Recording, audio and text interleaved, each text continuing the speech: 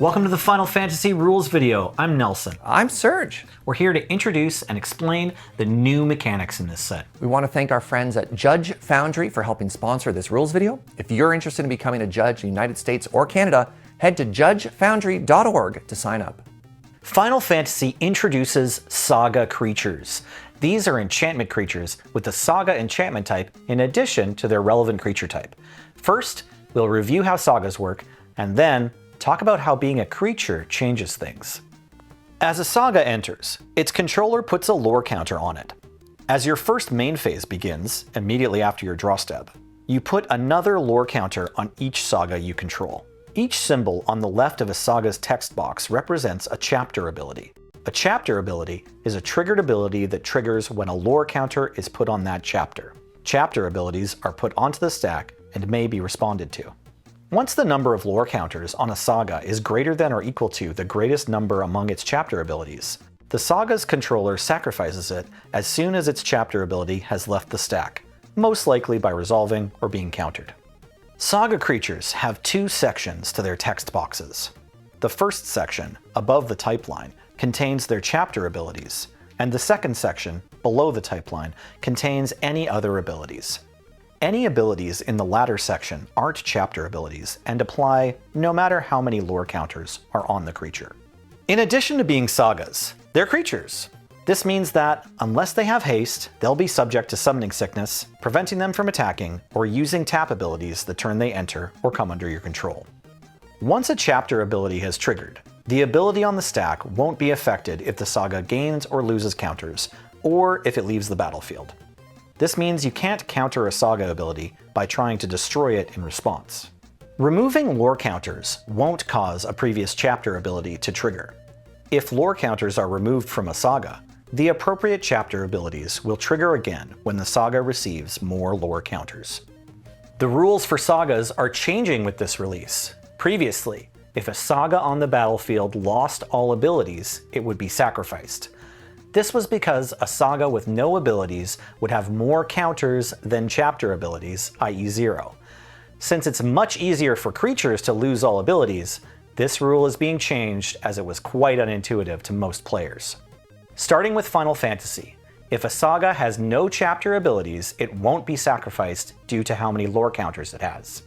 Similarly, you won't add a lore counter to it at the beginning of your first main phase each turn. Many Final Fantasy games have job systems that allow you to customize your party. Now, you can do the same thing in Magic: The Gathering. Job Select is a keyword ability found on equipment that means, when this equipment enters, create a 1/1 colorless hero creature token, then attach this to it. The equipment gives the equipped creature an additional creature type, and relevant new abilities.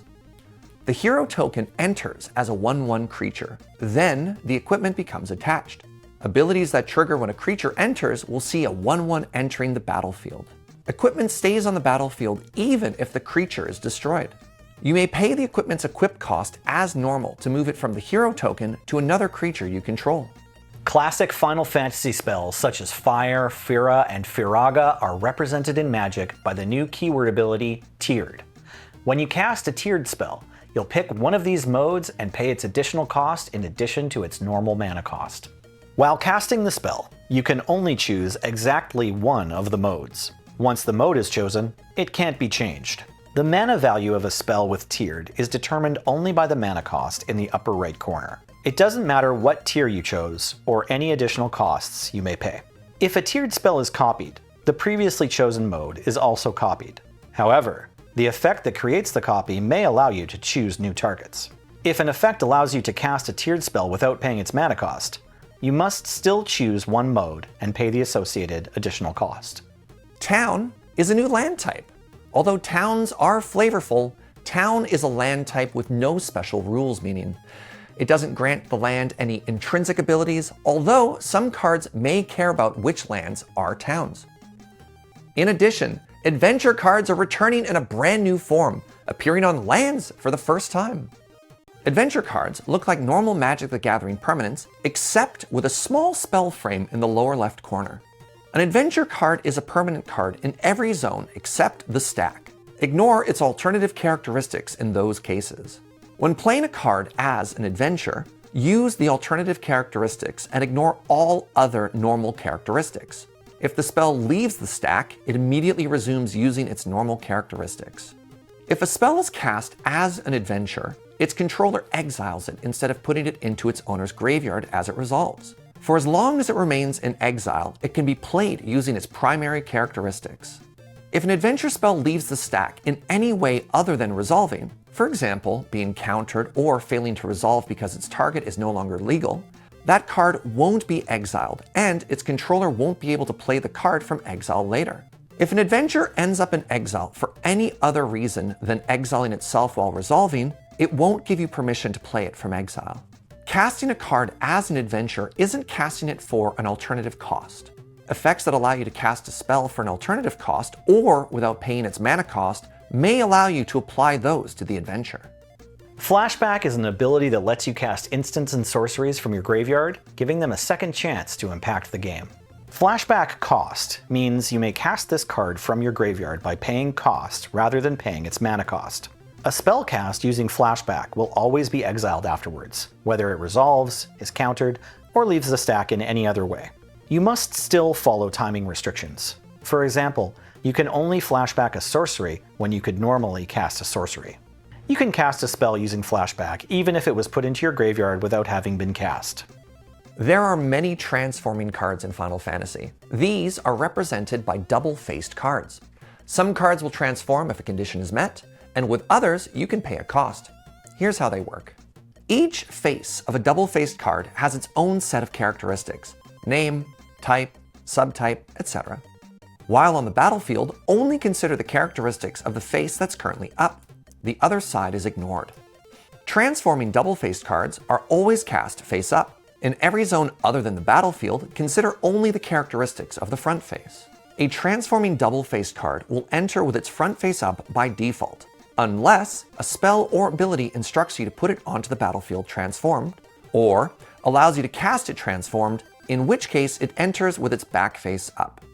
Final Fantasy also features the meld mechanic on a single pair of cards. Under the right circumstances, these two cards combine into one extremely powerful creature. Each of the two cards are one half of the larger creature card on the back. One card in each pair of the meld cards has an ability that instructs you to exile the two cards and meld them. If you control more than one object with the same name, select one to exile. When the two cards are exiled and melded, they each leave the battlefield, then return together as one new untapped object with no relation to the previous objects. Counters, auras, and equipment will all fall off, and any other effects that affected those two cards won't affect the melded permanent. When two cards are melded, the result is a single permanent that's represented by two cards. If the melded permanent goes to your graveyard from the battlefield, both cards are put into your graveyard. As the melded permanent leaves the battlefield, both of those cards are turned face up again. The mana value of a melded permanent is the sum of the mana values of its front faces. A permanent that's a copy of a melded permanent has a mana value of 0. If an effect moves a melded permanent to a new zone and then affects that card, it affects both cards. Spells with Kicker allow you to pay additional mana to get alternate or additional effects. You may only pay a Kicker cost once. If a spell's Kicker cost was paid, the spell is kicked.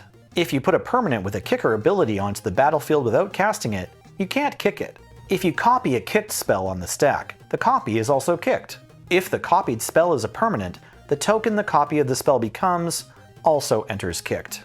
To determine the mana value of a spell on the stack, only consider the number in the upper right corner, no matter the total cost. That's it for the rules. Thanks again to Judge Foundry for sponsoring this video. Thanks for watching.